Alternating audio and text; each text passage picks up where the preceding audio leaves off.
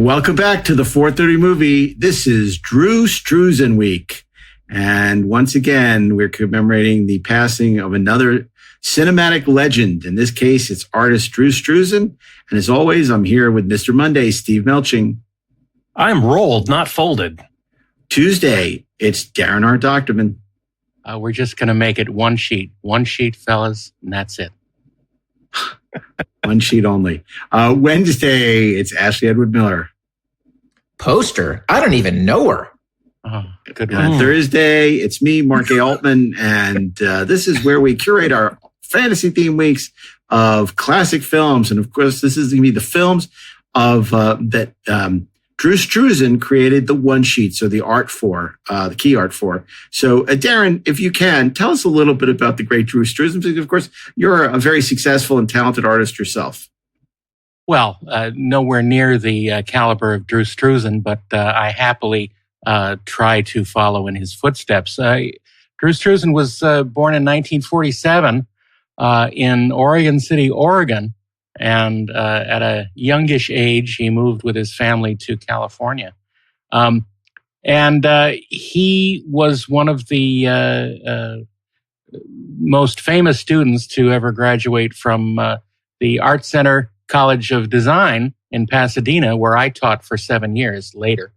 And he was an absolutely amazing fine artist and commercial artist. His first one sheet work was actually assisting fellow artist Charlie White in what later became known as the Star Wars Style D or circus poster. This was the very creative way they put together a Star Wars one sheet and had areas of it torn away to reveal Obi-Wan and other characters. It's one of my favorite Star Wars posters. But it's the only one that he worked on the first movie until the special editions came out. From there, he was brought in to work on a bunch of George Lucas and Steven Spielberg projects. And he became the artist after Frederick Amsel passed away, the artist for the Indiana Jones movies. And his first Indiana Jones poster was for Temple of Doom, and it is amazing. It's the color palette is dynamic, and all the likenesses are perfect. But when he died, I posted a little memorial on my Facebook page, and I talked about the fact that if you were to take the photos that he used as reference and collage them in Photoshop, you would not be able to get the same effect from it, because he did more than simply copy photos. He made the likenesses come to life from this photo reference, and he slightly changed expressions. He slightly changed lighting on a bunch of these poster images, and his artistry was simply amazing. The way that he could take disparate images from the staff photographers and bring them together in a cohesive, living image to sell the movies. And that's absolutely what they did. They made you want to go see these movies because they looked so fascinating. And he was, he was the modern master of this.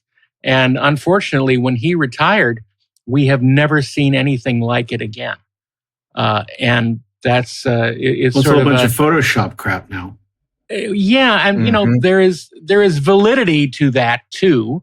I mean, there are interesting things that can be done with digital tools, but the fact that we've lost that sort of handmade artisanal expertise is very sad. And I know several people who worked in the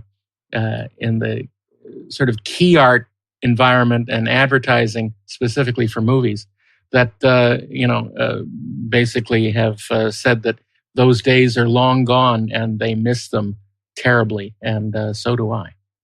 I want to ask you before we move on to the week. Obviously, movie poster art is something we're all quite enamored with.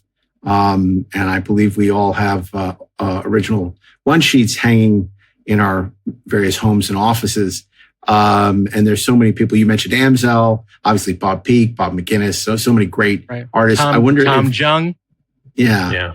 Can you tell me maybe one or two, not to give burglars an opportunity to raid your house, but just what one or two of your favorite pieces might be that you have of movie? Well, and it doesn't have to be DREW STRUZAN. In fact, it probably shouldn't be. Well, no, I want to talk about my favorite DREW STRUZAN piece because I have actually 2 copies of this, both framed, but one is very specially framed with protective glass and everything. It is a signed edition from his Star Wars 10th anniversary artwork, which he made. Was it specifically for the 10th anniversary convention? It might have been. But it's absolutely incredible. It might have been because that was hard to get back in the day. Yeah. It was a beautiful poster. I love that one too. It's gorgeous, and there is for those of you who have ever seen Illustration magazine, at around that time they had. No, I've never seen Illustration magazine. Just saying. Yeah, well, I wouldn't expect you would have. It's like bass fishing magazine. I mean, it's like, no, I haven't seen that. Yeah, I'm interested in hearing more about it. I'm just saying. You asked the question. It's documenting some amazing work throughout the years. And in this specific story, they have like a 10-page description of his work process. And it shows the various stages of his work on this specific poster.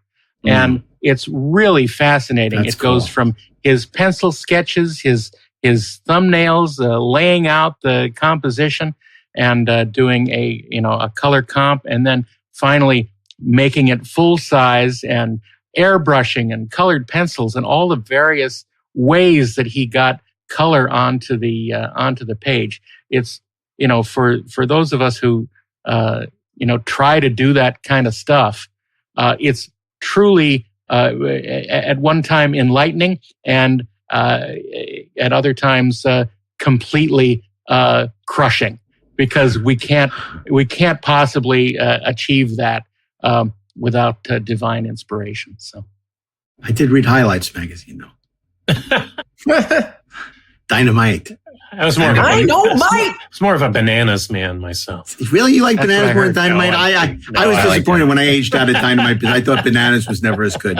Okay. Bananas was never as good, but it was the first magazine to have the image, the 3/4 image of the Enterprise from Motion Pictures. Well, there you go. Fair. Ashley Miller, what about you? One sheets, Oh yeah, for sure. I've got several of them hanging up. I'm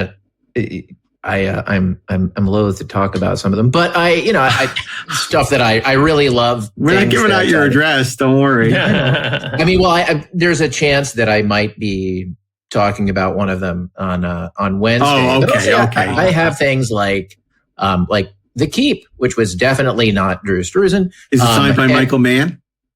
It is not signed by Michael Mann. I wish it were. Signed by Michael Mann. I have an original, and the very first heavy metal one sheet. That's a gorgeous poster. Yeah, it's awesome. I think it's Richard Corbin. And obviously I've got one sheets for X-Men First Class, for Thor, that kind of thing. But that's more personal than it is, about a collecting thing. But those are signed. Yes, they are. Yes, they are. It's funny. I was never that much into autographs until our mutual friend, Mike Broder, sort of got us into that. And, has also been very generous in gifting us with some autographed key art and stuff. And now I'm really into it, because the only thing I had in my house that was autographed was my Free Enterprise poster by Shatner. But now, thanks to that, and then the largesse of Mr. Broder, and then of course I got it when we were in Vegas. Sam Jones and Melody Anderson to sign my Flash Gordon one sheet, which is like really cool. Nice, dude. Yeah. Oh yeah. It was. I mean, it's like I brought it for the booth, and then I'm like, oh my God, I got him sign it. We couldn't open it. So we just shattered the glass and had them bet for glass and had them sign it. It's just freaking awesome. That's cool. So, okay. What about you, Steve? I know you have, we've talked about some of your one sheets in the past that you have hanging in your, and I'm curious if for you, it's about, the beauty of the artwork or the love of the movie or both. Both and either or both. I've had a number of Struzan posters. I have probably at least a dozen of them in my collection. I had his Revenge of the Jedi teaser poster hanging on my wall, signed by Mark Hamill for many years. But I don't have any Struzan pictures up, posters up now. But two of my favorites are I have the Richard Amsel Raiders of the Lost Ark, the original one sheet, which I love. It's always one of my favorite pieces of key art. I literally did not know Amsel had a first name. I just knew him as Amsel. OSCAR. I prefer that one too. He did another one that I don't like as much that you seem to see more often these days. With the one that looks like Disco Arc. Yeah, I don't really like that one. Well, no, the Disco Arc. The Disco Arc Drew did. That's Drew Struzan. Okay. Yeah. And I do really like that. But I think that was a foreign one sheet, maybe. It was. I remember it might have been, but it was also the album cover for the movie on record, which was a revelation when I saw that. Like, oh my God, this artwork is great. This record's great.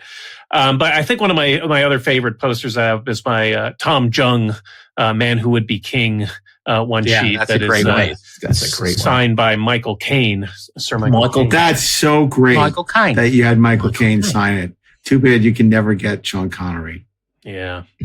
Well, you could, but it would require dark magic. Oh my God. It's so great. It's funny. I always say, my interest in movie posters goes way back because, back when I was a kid, people had pictures of like Farrah up on their wall and stuff like that. It was the Farrah Fawcett from, Famous and all that. I didn't have that. I remember in my room growing up, I had Conan. I had, Star Trek: The Motion Picture and, Revenge of the Jedi and Heavy Metal. But you could have split the difference. And Psycho 2. And Psycho 2. The Burning Bed. And Psycho, and Psycho 2. And it was so like, they were all so different. And Psycho 2 as well. As well, yes. And Psycho 2 as well, not Psycho 2. And, and it's something that I've always loved collecting movie posters. I wish I had even more wall space because a lot of wall space. I don't sell my work by the yard. I mean, still, Bob Peake's Star Trek: The Motion Picture is one of my favorites. But I Spy Who Loved Me is, and Live and Let Die. I mean, all the Bond stuff is gorgeous. I remember in the past seeing a number of Bond posters on your wall. And of course, I'm very proud of. I love my Excalibur, which is just one of the greats of all time too. So and right behind me, you can't see because I'm using a virtual background, is my Dirty Dozen one sheet also, which I love. Nice. So a lot of cool stuff. Remember, Steve, when we went to Telluride, there was that great one sheet store. You must have bought something from him. He was great. I forget what his name was. What was his name? I bought a one sheet for the Devils. Oh, I remember that. Wow, I remember that like it was yesterday. That's a good pick. Yeah, it's a great poster too. I bought Sweet Smell of Success from him. I bought The Narrow Margin from him and the original, not the Gene Hackman remake. And then I bought this absolutely gorgeous poster for a movie I've never seen. So it answers my question. It was such a beautiful piece of artwork that even though I never seen it, and my son doesn't understand how I've never seen the movie. And in fact, we had to take it down when the kids were young because it scared them, for a movie called Vendetta, and an old film noir. And it's just so gorgeous, and the printing and the colors are so rich. And I love that poster so much. But anyway, we're here. Movie posters are very special to us. Obviously, as a subscriber for many years of Illustrator magazine, artwork is incredibly important to Darren. He's made a career of it, a very successful career. And so it's very important to pay homage to the king, Drew Struzan. And we're going to do that right now as we program a week of Drew Struzan movies, starting with Steve on Monday. Well, Drew Struzan was such such a force in movie marketing. No pun intended. Starting in the late 70s, but all through the 80s and into the 90s. So many iconic posters for hugely successful movies. He had that gift of being able to, capture a movie and draw your eye to a poster. You're walking through a theater and you're just drawn to his imagery because it's so evocative. And Darren talked earlier about, how he's able to combine all these images from the film to make the poster itself sort of tell the story of the movie. It's almost like you're looking at the whole lobby card set at once, but it's all merged together. But my pick for Monday is a movie that we've talked about before. Everyone's seen it. It's one of my favorite movies. It's, I think, one of the best movies of the 80s. I had the one sheet for it hanging on my wall because that year when this movie came out, my parents went shopping for a new car. And one day we wound up at a Toyota dealership, and they had a poster for Back to the Future hanging on the wall that had a sticker on it. A sticker for the Toyota 4x4. So I have my one sheet for Back to the Future has a Toyota dealership 4x4 sticker on it, advertising the truck, the pickup from the movie.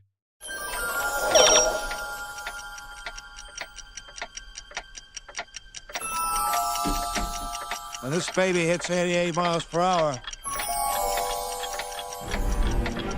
you're gonna see some serious shit.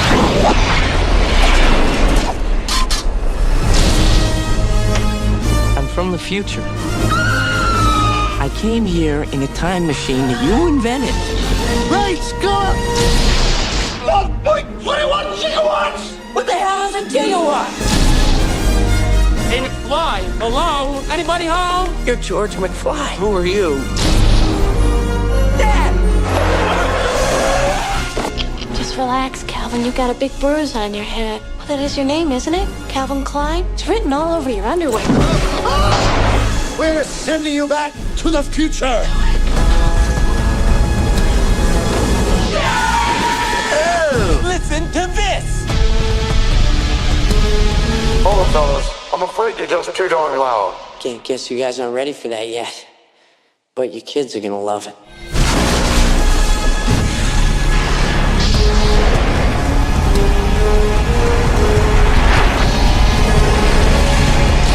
Roads? Where we're going, we don't need roads. My God, has it been that long? So, of course, Back to the Future, directed by Robert Zemeckis, written by Zemeckis and Bob Gale, starring, the great Michael J. Fox, who has an autobiography coming out soon, I think. Future Boy, I think it's called, that I'm looking forward to reading.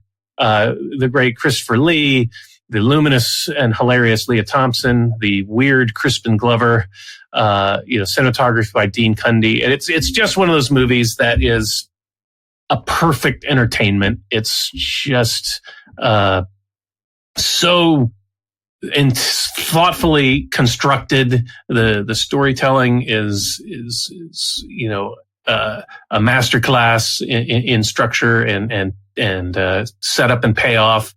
It's got a wonderful tone to it. It's great visual effects, great music. It's just one of those movies that fires on all cylinders and is this perfect self-contained entertainment. I didn't need any of the sequels. I like Back to the Future 2. I don't think, we didn't really need them because the movie in and of itself is just this perfect entertainment, this perfect Hollywood entertainment. So, and Struzan's poster, the iconic poster of Marty McFly standing, with one foot in the door of the DeLorean time machine with the flaming tire tracks receding into the distance. It's so good. A great poster for a great movie. Yeah, that was actually my my pick for 1985 week at Comic-Con this summer. Because I feel like, and I love that movie, I feel like it is, and I said it on the panel, the most 1980s movie of the 1980s.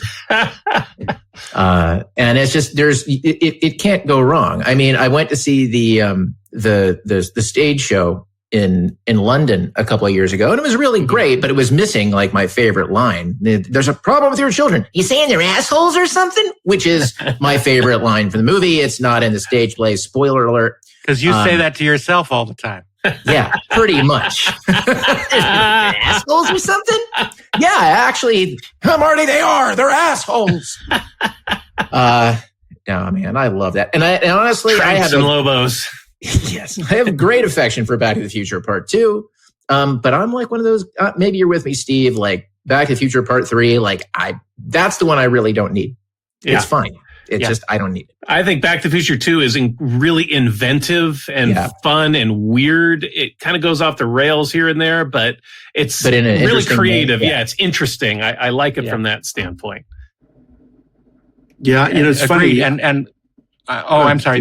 No, please. My favorite part of that and Struzan's work is that for each successive movie, he duplicated that poster, but added different elements.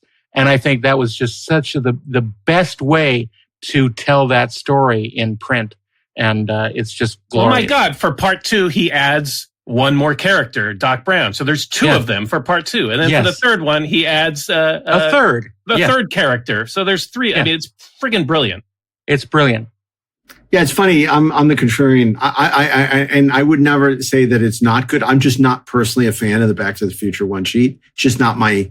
I don't particularly like it. It's never been a one sheet. Yet you have I really like. our 430 movie. I love the logo. I think the logo is sensational. The title treatment is sensational. I don't love the key art, but again, I'm in the minority, and I would never argue that it's not. It's just not my personal taste for whatever reason. I don't love it. Yeah, that's what makes horse races. Exactly. And that brings us to Tuesday. And what horse are you galloping in on? Well, I have a horse of a different color. And it is because I can't decide which movie poster of his I like the best. So I need to go back in time a little bit to when... Gotta go back in time. Yes, thank you. To when he was doing artwork for album covers. And this is related to his movie work. Because he did a specific album cover for Alice Cooper that was sort of like this sort of a magician kind of thing. He was in a tuxedo, and he's standing in the middle of this album cover. But that was later used to develop the logo for Industrial Light and Magic, which he painted. And it's the famous logo with the magician standing in the middle of a big cog that has ILM embossed on it. And he's levitating a light bulb, and he has a top hat and a magic wand. It is really evocative of everything that ILM represented. It looks expensive, and that's what ILM represented too. But it's such a beautiful piece of art on its own, and it represents a whole bunch of wonderful films that we've been familiar with over the years. So that's my choice for DREW STRUZAN Week. So for Tuesday at the 4:30 movie, there'll be a still frame of that artwork on the TV. Well, do you have an ILM movie? Yeah. Like a movie that ILM did the effects certainly the on? ILM documentaries on Disney there you Plus go. are We'll allow amazing. that. We'll allow that. Okay. Visual effects create the magic that makes people want to go to the movies. Movies are special effects. We start with an empty frame. Anything is possible. As audiences see through the illusion, the bar just raises. How do we do this now? How do we make this look great? I leave it to the geniuses at ILM.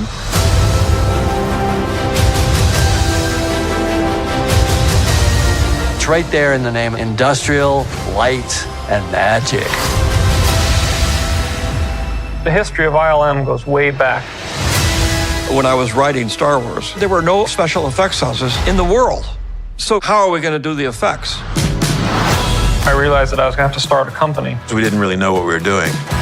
We were not movie people. George wanted a bunch of guys who didn't know what was impossible. We were departing from convention. We had to build equipment from scratch. This was a long shot. We make it look like a professional movie instead of a bunch of kids having fun. We realized nothing is impossible. There was just something here about the people. Suddenly, everybody wants to come to ILM. We were trying to do things that have never been done before. Oh, I don't know. I'm making this up as I go. They're pushing technology forward. There's so many innovations that ILM made. Digital editing, computer graphics. We developed Pixar to be a cartoon company. One thing led to another. It turned into Photoshop. Now you could manipulate images. Visual effects would never be the same again. I remember that incredible feeling when all you've got is an idea. It was so exciting. I want to work with people that inspire me. That is the spirit of ILM. It goes back to that original group that were unpretentious, brilliant people. That was our family. We enjoyed each other's company. Yes, we water slided. Yes, we were immature, but nobody worked harder. We were the Rebel Alliance.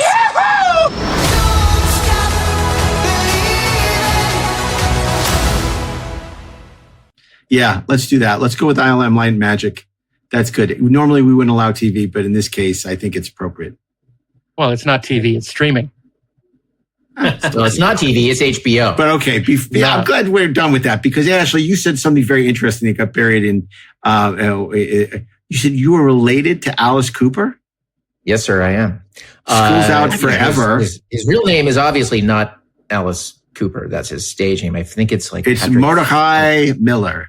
No, it's Patrick Fournier or something like that. But I am related to him through my maternal grandmother. He's like a second cousin, a couple of times removed, which is weird as hell. Like my brother knows the full family history, genealogy. I should ask him, and then I'll post on Discord. Yes, we want to know more about your relationship to Alice Cooper. Yeah, isn't that weird? But also, it's actually not that weird now that we understand the family bloodline. Because you guys remember that time I bit the head off a bat, and even though that was Ozzy Osbourne,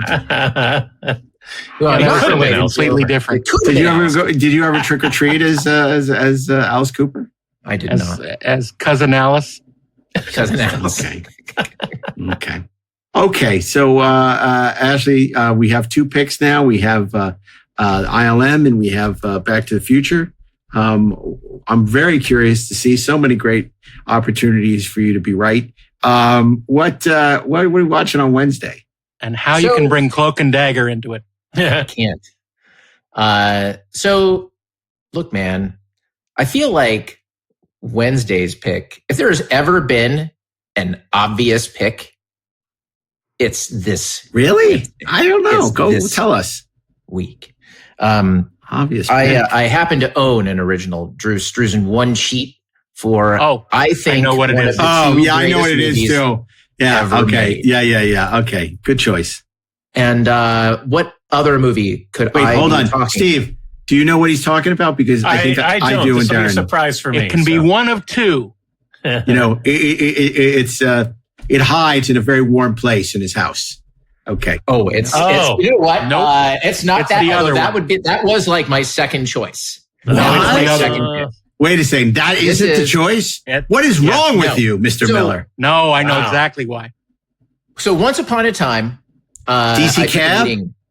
No. I took a meeting with Nick Refn, and it was for doing a remake of Logan's Run. And he's just this tall Euro trash, whatever. And I thought at the time, God, what a douchebag. How could he possibly be talented? Then it turns out that he was, which I was really mad about. But during this meeting, he was playing for time. He didn't really want to make this movie. And so he looks at me and he looks at my erstwhile writing partner, Zach, and he goes, "So tell me, what is your favorite movie?" And I said, well, it's a tie between. Because between Casablanca and Big Trouble in Little China. Yeah, okay. This is Jack Burton in the Pork Chop Express, and I'm talking to whoever's listening out there. It's a pretty amazing planet we live on here, and a man would have to be some kind of fool to think we're all alone in this universe. There is a hidden world where ancient evil weaves a modern mystery. What's going on here? Is this some kind of magic? The darkest magic.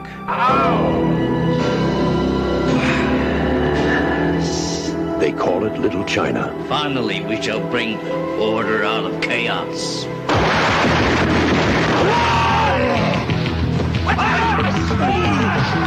It's where Big Trouble was waiting for Jack Burton. Who? Jack Burton. Me. Jack? Jack? Jack! They told him to go to hell. You make one move. And that's just where he's going. Somebody, I don't care who, tell me what is going on.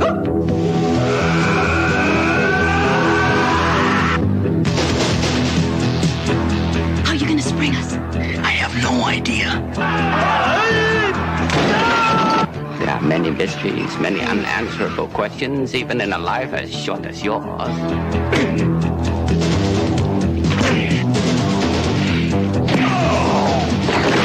My destiny rests in your capable hands. Hey, I'll do my best.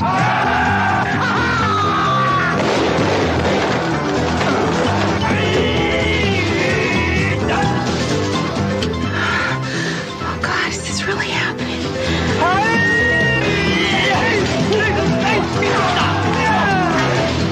This is gonna take Cracker Jack timing, Wang. 1, 2, 3. We may be trapped. Total concentration. Safety. Yeah. You ready, Jack? I was born ready.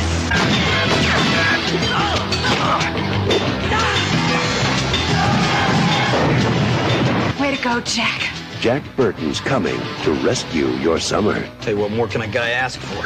20th Century Fox presents Kurt Russell in John Carpenter's Big Trouble in Little China. It's all in the reflexes.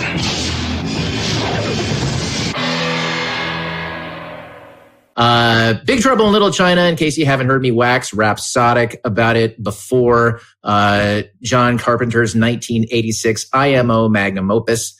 Although, I mean, really, I think there are better movies in his oeuvre. Like The Thing is, I just named it, but a movie we could talk about later. Might be his true magnum opus, but it is one of my favorite movies of all time.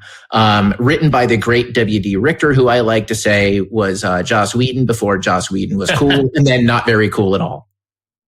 It was actually, it has a very strange writing credit, actually. It has an adapted by for W.D. Richter. It's a credit that doesn't really exist anymore. It's a credit that the WGA doesn't really give out anymore. The original script was set in the Old West. Richter said that he made it contemporary because there were two removes. We were asking the audience to get into a movie that was about the Old West, and then there was this whole supernatural world. So he moved it and he made it contemporary. And of course, they cast the great Kurt Russell, who is practically John Carpenter's muse. The rest was history. The luminous Kim Cattrall is the love interest. But what I really want to talk about, because this is DREW STRUZAN week, is it's not really so much about the movie. I want to talk about the poster and why I love it. Now, look, the reason why I bought it and it's on my wall is because it is one of my favorites. You know, it occupies a place of honor with like two of my other like favorite movies where I've got my original one sheets that I love. I told you guys, The Keep, Heavy Metal, they stand for different things. But Big Trouble in Little China is the bomb diggity. And I love this poster. I'll tell you what's great about it. And it's honestly brilliant because first of all, it sells the fun of the movie, right? It sells the tone of the movie, and just expertly, beautifully. Kurt Russell's holding a gun, like in the most irresponsible manner possible. He is literally looming over the action, but he's not actually engaged in any of the action. Right. In the poster, He's all just the hanging action out. is kind of happening around him as he's just sort of holding a gun. He's holding like a CB radio mic, and you can see the truck, you can see the Wing Chun, you can see like the Tongs getting ready to fight, you can see the storms, and they're all there. And like he perfectly captures just how sexy Kim Cattrall is in this movie. but it tells you everything you need to know. It's brilliant. You can even tell that it's San Francisco. He does all of this, in this movie poster size. Ash, I'll go one further. Okay. I'm going to say that the poster represents the movie that the movie is trying to be and doesn't quite make it to. You know what? I will partly go with that. I will say that first of all, the movie is what the movie is, but it's like that poster represents the platonic ideal of what that film is. Exactly. Jack Burton, standing, like a Colossus of Rhodes, like this superhero, like unbothered by everything. And that immediately makes you think of the scene in the movie where he shoots his gun in the air and knocks himself out with debris while all the action continues around him while he's passed out stone cold on the floor. But correct me if I'm wrong, and I don't think I'm wrong. Struzan used a lot of photo reference for his work, as a lot of artists do. And that is Drew Struzan. Drew is Jack. Yes. And that was him in that pose, and he put Marcello's face on his body. I think you're right. Okay, so Drew Struzan was swole, guys. That's what we're learning this week. At least at that point. Yeah. Right, and he had a mullet. That was also clear. No, he didn't have a mullet. Business in the front, party in the back. I mean, I can't tell you how much I love the movie, but every time I look up at that poster on my wall, sit in my media room, like I look over at it and I just smile because it's like looking up at an old friend. And I can't recommend the movie highly enough. If you haven't seen the poster, run out online and check it out. It's honestly, I think, one of my favorite movie posters of all time. And partly because of my sentiment, but partly because it's just so great. No, it just brilliant. Does its job. Thank you. It's absolutely brilliant, and I fully agree with you. Yeah, I saw that movie in first run. I was one of the people that actually saw it in the theater that weekend. I loved it immediately because it appealed to my, it's just so weird and wonderful. And I own an original one sheet for it as well. It's signed by John. Got it signed by John Carpenter. Wow. At a Dave's Laserdisc event years ago. But unfortunately, I don't have the wall space for it. I'm dreaming of the day I can have it linen mounted and framed properly and put on my wall. Because like you, it also makes me smile just looking at that key art. It's just brilliant. And it's signed. You got to do it. Yeah. I'm fairly sure I've mentioned this on the show before, but Big Trouble in Little China was the first movie set I ever visited. Really? Oh. I'm so jealous. No, that's not true. You were at Sesame Street before that. Yeah, that's not a movie set. That's television, Mr. Altman. What about Follow That Bird? No, it wasn't Follow That Bird. But we got to visit the sort of the neon temple with the where they had the big jumping fight. And that was still amazing. Up. And, several other of the sets, they weren't shooting at the time. I think they had just finished shooting. This was in, the fall of 1985. And it was amazing. And it was on the Fox lot. They shot the whole thing on the Fox lot back when there was a Fox lot. And it was amazing. And so I do have a personal connection to that movie too. I think the first movie set I visited was Back to the Future 2, Hill Valley, nice. Future Hill Valley. I mean, I'd been through on the studio tour in the tram before, but this was after hours walking around Future Hill Valley Town Square. So you went to the future of 2015, which is now in the past. 10 years ago. That's right. Wow. I'm surprised. I thought you were going to pick Cutthroat Island or DC Cab, so I'm a little surprised. Both are great posters. Yeah. Well, I want to talk about that on Thursday. Here's the thing. I didn't get the memo because you guys are all picking great posters and great movies, right?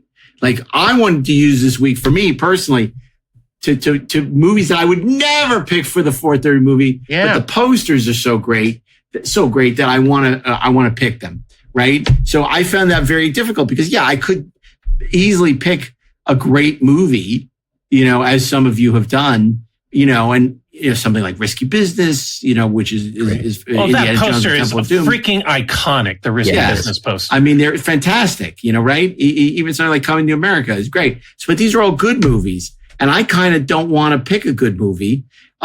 You mentioned very early on, and unlike Darren, I couldn't figure out a way to work this in because he picked the ILM very cleverly. I love and had, like you, Steve, I bought it from the official Star Wars fan club, the Revenge of the Jedi poster on my wall as a kid. One of the most beautiful one-sheets I've ever seen. I used putty to put it on the wall, so obviously I no longer have it. And I wish I did, and I could probably buy it, but it's a lot of money. Don't worry, Mark. I still have mine, but it was dry mounted to foam core, so it's in bad shape now. Oh Jesus, yeah, and it's I mean that poster is just sensational. It's so much better than the movie. And it just makes me want to see Revenge of the Jedi. That's how much I love it. But there's a lot of really bad movies that he did beautiful posters for. I'm sure you would agree. Great Muppet Caper is a gorgeous one sheet. Not a great movie. Hook, an even worse movie, but a gorgeous one sheet. A couple gorgeous one sheets, but yeah. I honestly, all kidding aside about DC Cap, thought he was going to pick the Thing, which I also own, which I love, but again, this doesn't go with my idea of picking a good movie, and a good one sheet. I kind of want to pick something I would never pick on any week of the 4-3 movie other than Guilty Pleasures. So it comes down for me to DC Cab it is. No. Give you the fool. I came very close, but I'm not going to pick it. Adventures in Babysitting, which I think is a stunning poster. Elizabeth Shue, first movie directed by Chris Columbus. I really dig that movie. Also, Thor. I do too. It's too good. It's this great screwball, wacky, and anyone who babysat as a teenager, can relate to this. It's a terrific movie. Great cast. I think Vincent D'Onofrio is the villain in that. And no, Vincent D'Onofrio plays Thor in that. Oh, right. That's right. Oh, that's right. Of course. Dave Simpkins wrote it. Terrific. And it's just a beautiful one sheet. It was a one sheet I always wanted, never had. And in fact, it was one of those one sheets I wanted, and I didn't see the movie till many years later. So I'm not going to pick that. Another movie I thought about, it's very seriously, I must say, and I'm going to read you the tagline, and I'm going to see if you can decide what it is, what the movie is. Okay. So here, I'm going to read you the tagline. You tell me. Okay, here we go. Once they said God himself couldn't sink her. Then they said no man on earth could reach her. Now you will be here when we raise the Titanic. Wow. Yeah. Yes. He did the one sheet for Raise the Titanic. Oh, yeah. Yes, he did. Wow. And that is the kind of movie that I think we should be nominating this week. But I got it topped. I got Raise the Titanic topped. Oh, Christ. Okay. Are you ready? Yeah, go for it. This is a great one sheet for a terrible movie. Okay. I'm going to give you a hint. The only movie directed by the great cinematographer Bill Fraker, with songs by, I don't even remember, and a score by John Barry. Great cast. Okay, the lead actor, I'm going to give it away now. Are you ready? Because he only did one movie. Clinton Spilsbury. Oh, Legend of the Lone Ranger. You are correct, sir. That is my pick for Thursday. The Legend of the Lone Ranger. As America grew along the new frontier, many great legends were told. Dad! But no legend was greater than the one that surrounded a man of mystery, a man who began as John Reed. Orphaned in an outlaw raid, raised by Indians, and witness to his brother's murder, he made a bond that lasted a lifetime. I swear to you, Dad, there will be justice in the West. For he rode to fame. To this, my brother. With the mark of a silver bullet. I pledge my life. And a black mask across his face.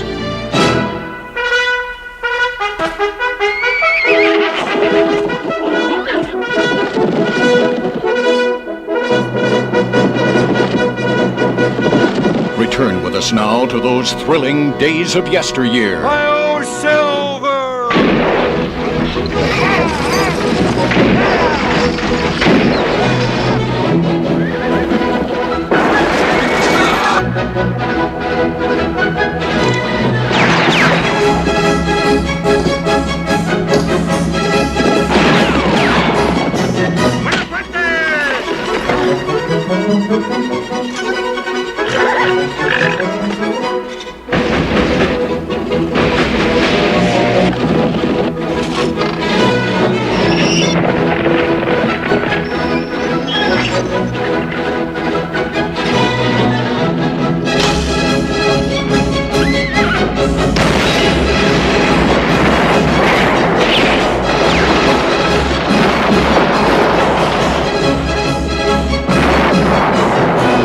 With his trusted Indian companion, the daring and resourceful masked rider of the plains led the fight for law and order.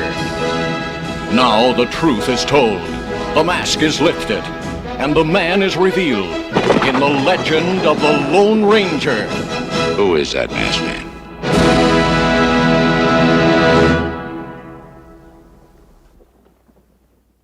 That's kind of a cool pick, dude. I remember being so excited for that movie when I was a kid. And because, look, I loved that show. Me loved too. The freaking Lone Ranger. And the idea of there being like a movie just to me was awesome, because this was a time when it was like Superman movie, right? Or Star Trek, the motion picture, and Star Wars, and everything was cool. And Jason Robards as Ulysses Grant. Not cool. But I wanted to love it. I had the same, strangely enough, I had the same experience. My dad and I used to listen to the Lone Ranger radio show in New York, like on this, on Monday nights, they would play the old radio show. So we loved that. I would watch the TV show. I loved the Lone Ranger. Loved it. I couldn't wait for this movie to come out. I think Starlog even though it was a Western, Starlog wrote about it, right? And this great cast, Michael Horse and Jason Robards and all these great people, and Clinton Spilsbury, and the poster was great. John Barry did a just great score. And I'm like, my dad and I were so excited, and we went together to go see it. And it was terrible. Yeah. It was absolutely terrible. Return with us now for the thrilling days of yesteryear. With this guy. I don't know who the audience was. I remember, the fact is Michael Horse was an actual Native American, but I remember when we saw it, we're like, that guy is not a Native American. Like, he's terrible as Tonto. I mean, little did I know he'd be great in Twin Peaks, but at the time we were like, what kind of awful casting is this? The whole thing is just dreadfully miscast, and it's just ponderous, and I love ponderous, it. Man. Ponderous. I still love it. I still love it. I love that score. I love when the songs kick in. I don't know if it's like Waylon Jennings or Willie Nelson or who somebody does like the song, and it tells the story. He was a man who wore black, and it was just like these little oh my God, it's just not a good movie. We didn't even get a chance to thank him. Yeah, before he rode away in a cloud of dust. It's not a good movie. Hi-Yo Silver. But and later on, I found out it's fascinating because, of course, Bill Fraker was this incredible DP who I loved, shot all these incredible films that I loved. And then he directed it, Bill Fraker? How could he? Yeah. And it was from, Lord Lou Grade, the same guy who gave us Space 1999 and The Muppets. And the Titanic. And the Muppets, yeah. Exactly. You know what? And he did the Muppet movie too, Struzan. Directing is not freaking photography. That's why we have DPs to handle all of that stuff, but it is not the same thing as directing the film. Wasn't there a line of terrible action figures for that Lone Ranger movie? Yes, and I had them. Wow, yeah. Yes, not a great movie. My dad also used to put on, he had tapes of the old Lone Ranger radio show we used to listen to sometimes on Sunday nights when Wild Kingdom wasn't on. The thing that now I'm going, oh yeah, I remember at that time, something that stuck with me was the actor, I can't remember his name for some reason, I'm blanking, senior moment, who played the Lone Ranger in the TV series. Oh, Clayton Moore. Thank you. He would, go around. He would make appearances as the Lone Ranger, but he wasn't allowed to wear the mask. To wear the mask. He wore like these really dark. They didn't want to hurt the box office for the movie. Yeah, he wore the glasses from They Live. Basically, yeah. So that's my pick. It really came down to Race of Titanic versus Legend of Lone Ranger. It was a Lou Grade SmackDown choice. But I'm going with Legend of Lone Ranger. But Adventures of Babysitting came close too. So anyway, so that's Thursday. So that brings us to Friday. Friday's a challenge, right? I have no idea how we're going to do Friday. Look, I think his Star Wars Special Edition poster is great because it's but he also did The First Blood and Rambo, which was also absolutely good. Yeah. I mean, I don't know. I mean, personally, I'll tell you what. My pick for Friday, other than I think the Thing isn't a bad contender. The Thing's a good contender. Yeah. It would be Temple of Doom. Ha! That's so funny, Ashley. We've been spending too much time together. Yeah, apparently, because that was what I was going to say. I was going to say Indiana Jones and Temple of Doom is stunning. The big head poster. It doesn't get enough respect, and it's a gorgeous, gorgeous poster, and I love it. I can't believe you said that. It's just like, I'm like, wait, this is Ashley, the nut with the crazy says all this ridiculous stuff. Like, maybe I blame you for saying Diane Keaton died in front of on a Buffy panel. It's your fault, even though you weren't there. I love that idea, but also in the back of my mind, I think The Thing is an incredible choice because of the method that he used to come up with it. He did all of that in a weekend. Right. Wow, I just saw an interview with him. 24 hours, they said. And I don't think he saw the movie. From concept to final painting. Right, and he didn't even get to see the movie. Am I right? I don't think he got to see the movie. The movie didn't exist yet. Yeah. They said they put him in a park. He was the photo reference for it. They put him in a park on the gloves. They took he was the really picture buff. of him in that pose, and then he painted that whole thing in 24 hours. Wow. Incredible. I think it's hard to argue with that. Hell of an argument for The Thing. I think, but the other thing is, the other thing was the sequel to The Thing. Yes. Adam's Family Values. For Frank Darabont's The Mist, he painted a one sheet that the main character was supposed to be him. The main character was supposed to be him, an artist who painted movie posters. And he made a Stephen King Black Tower poster for that movie that is featured in the movie. They move right past it. It's gorgeous, but it's also representing his work, And I think that's an interesting thing to consider for Friday. I don't think we're going to pick it. Right. I think that was a fascinating piece of information, of trivia. It is. It's really interesting. I had no idea. But I definitely think we want to land the plane with the, marquee value. That's why I like To Be or Not to Be. Mel Brooks's To Be or Not to Be. That's another great one. Beautiful movie poster, but I don't think it's a Friday pick. Same thing with Future World. It's not a Friday pick. Police Academy. Not a Friday pick. I think it got to be a thing, particularly knowing the story behind it, that he did it in a weekend. I mean, and it's this iconic movie poster for this phenomenal movie, and I own it. So maybe if we talk about it, the value will go up and I can sell it. Well, I mean, we mentioned Risky Business, iconic image. Sure. He also did, of course, all the other post-Raiders Indiana Jones run sheets. But Temple of Doom's the only good one. I do like the teaser. I like the teaser for Last Crusade. Yeah. With the man with the hat is back. Yeah. Oh, yeah. Okay, that one is good. With the sunburst behind him. Yeah, okay, you're right.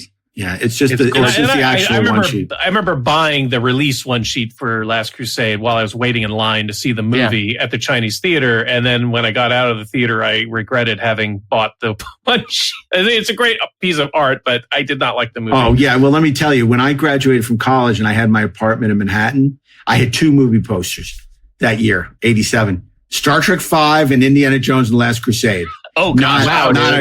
Not the best, Not the best All you needed was combination. Ghostbusters 2 in there. When we interviewed John Rhys Davies, he had a Drew Struzan story. Oh, he did, and I'm gonna spoil it. Okay, go ahead. He accosted Drew Struzan after Indiana Your Jones boss! in the later movies, and he said, I was very disappointed that you didn't put my character on the poster. The Arab, they said, put the Arab on the poster, and on the poster is the swordsman, the Arab swordsman. Oh, no! But the capper is Drew didn't do that poster. That was Frederick Amsel. Oh yeah. I thought it was Richard Amsel. Which is it? Frederick or Richard? One of you said Richard, the other said Frederick. I thought it was Richard. Let's just call him Amsel. Let's just call him Amsel because it's his fault he never put his first name on the poster. But it's Richard. Okay. Richard. Dick. But the reason this reminded me is on that release poster for Last Crusade, Sallah is in fact in one of the corners, and they finally represented him on it. It had a happy ending.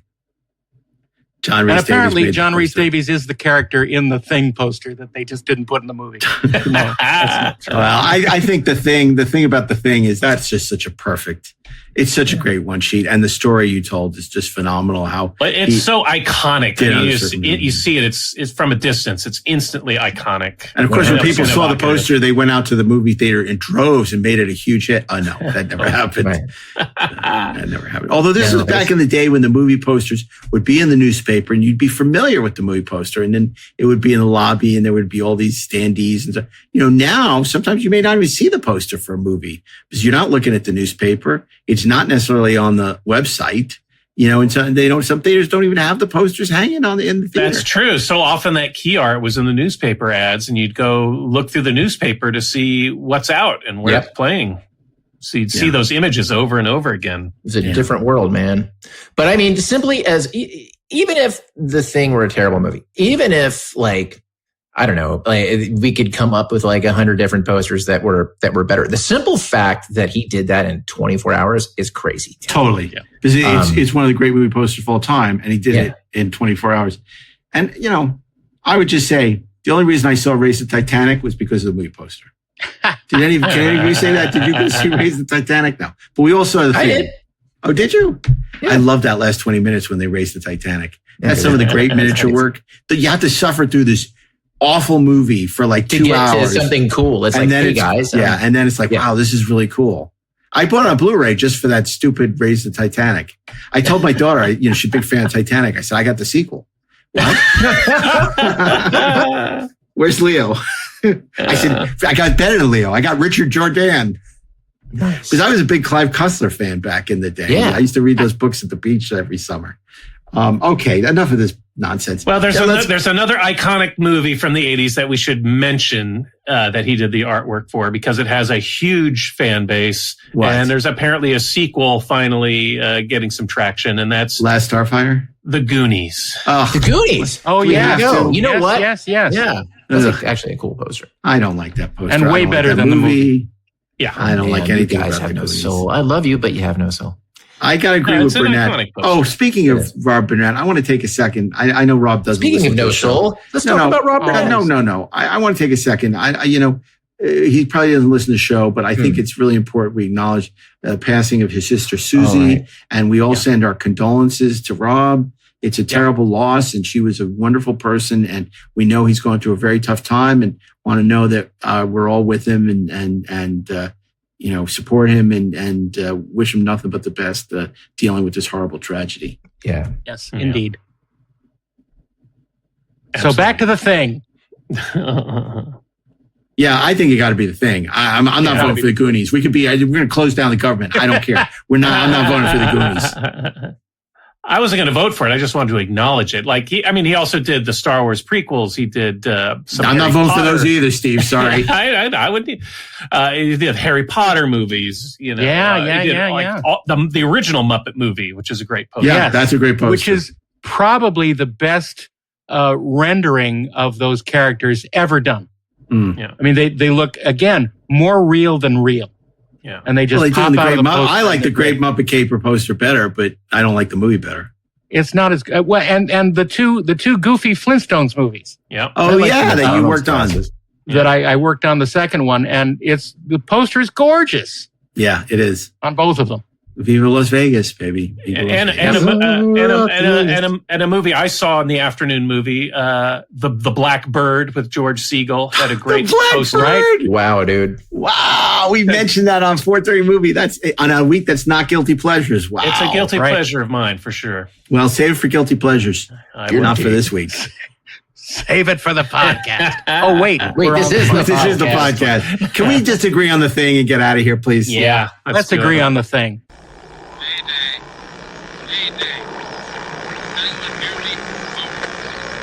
This is U.S. Station 31. You read me? Found something in the ice. We need some help down here. Can anybody hear me? We found something. We found something. We found something.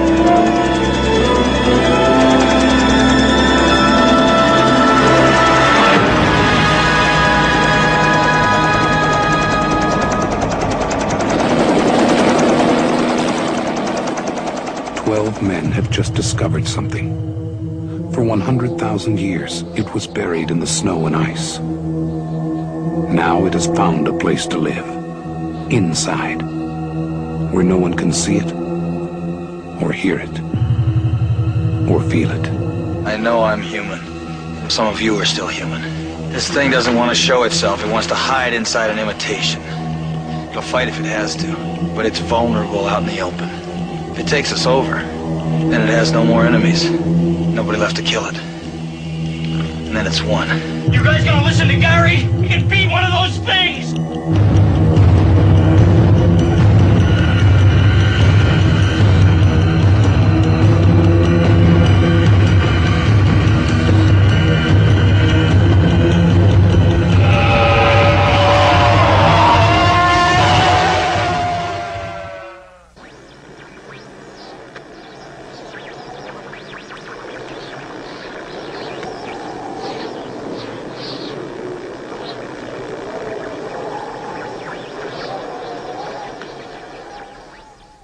Okay, fantastic. This thing of ours. This thing of ours, exactly.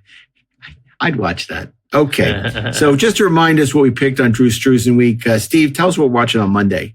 Well, Drew Struzan's iconic artwork for Robert Zemeckis' Back to the Future. Okay, on Tuesday, Darren Dochterman. On Tuesday, the wonderful, evocative logo for Industrial Light and Magic.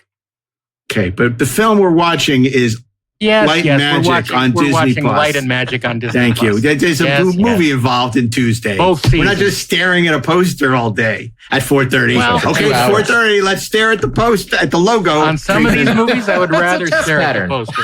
Well, maybe I'll go look at McDonald's instead. They have a nice logo. Okay, number three. It's number three. On Wednesday, it's Ashley Edward Miller. On Wednesday, Jack Burton's in for some serious trouble, and you're in for some serious fun. Yeah, see, that's the first time I ever used a tagline for the movie, and you want to know why? Because it's on the goddamn poster.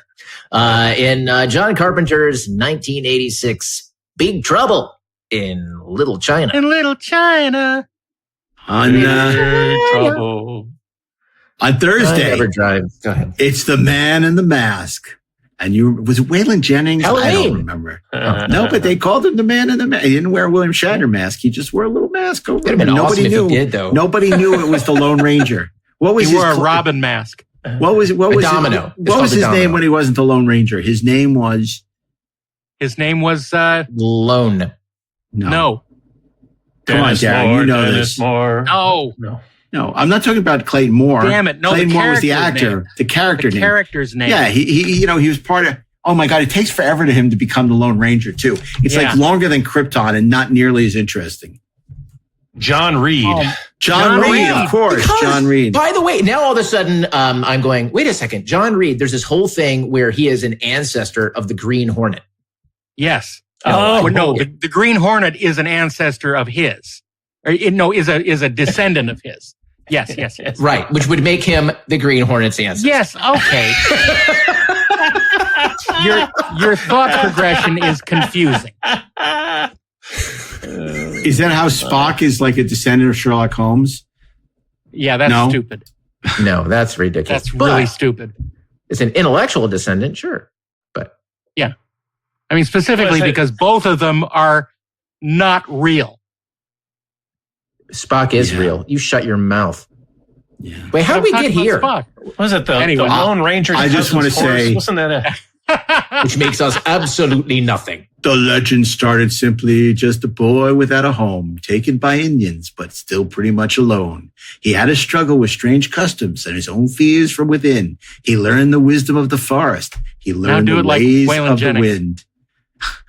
The legends tell of men who died to open up the West. They rode through hell to find their promised land. And some wore a leather vest. The man in the mask. And no underpants. Assless chaps. This is why you don't have to Ashless chaps. That's my stripper name. That's okay. No, that's what we call ourselves when you're not on the podcast. And on Friday, man is still the warmest place to hide in the thing. Okay, what a week. Speaking of ashless chaps, man is the warmest place to hide. Okay. Oh my. By the way, did you see Roofman? Roofman, that's a great movie. I really enjoyed it. I wanted to see that, yeah. Oh, I really liked it. To check it out because we're going to have to do our best movies of 2020. It's a sequel to The Irishman. Yeah, that's right. Not to be confused with The Roofie Man, the Bill Cosby story. Oh, see?